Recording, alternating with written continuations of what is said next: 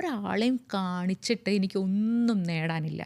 ഞാൻ സഞ്ചരിക്കുന്ന വാഹനത്തിൻ്റെ പേരിൽ വരെ എൻ്റെ ഏറ്റവും അടുത്തൊരാളിൽ നിന്ന് അവഗണന നേരിട്ട ഒരാളാണ് ഞാൻ. അതായത് ഞാൻ വന്ന വണ്ടി സ്കൂട്ടറായി പോയി എന്നുള്ളതുകൊണ്ട്. അതിലും എനിക്ക് വിഷമമൊന്നുമില്ല. കാരണം എന്താണെന്ന് വെച്ച് കഴിഞ്ഞാൽ എനിക്കറിയാം ഒരു വില കൂടിയ വണ്ടി വാങ്ങിക്കഴിഞ്ഞാൽ, കാരണം ഞാൻ അനുഭവിച്ചിട്ടുണ്ട്. ഇപ്പം നീ തന്നെ ഒന്ന് ആലോചിച്ച് നോക്കി. ആൾക്കാരെ കാണിക്കാൻ വേണ്ടി ഞാൻ 1 കോടിയുടെ വണ്ടി വാങ്ങിയിട്ട് 2-3 ലക്ഷം രൂപ EMIയും കൊടുത്ത് ഫ്ലാറ്റിൻ്റെ താഴെ ഇതാവണം. ആ EMI അടയ്ക്കണ സമയത്ത് ഞാൻ എന്തുമാത്രം കഷ്ടപ്പെടണം, എന്തുമാത്രം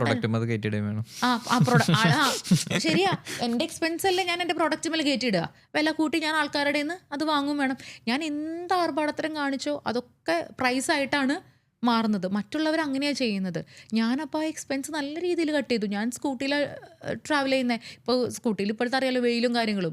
ഞാൻ ഒരിക്കൽ പോലും അയ്യോ എൻ്റെ കയ്യിൽ ടാൻ വരും കാലിൽ ടാൻ വരുന്നില്ല. ഇപ്പോഴും സ്കൂട്ടിയിൽ തന്നെയാണ് ഞാൻ പോകുന്നത്.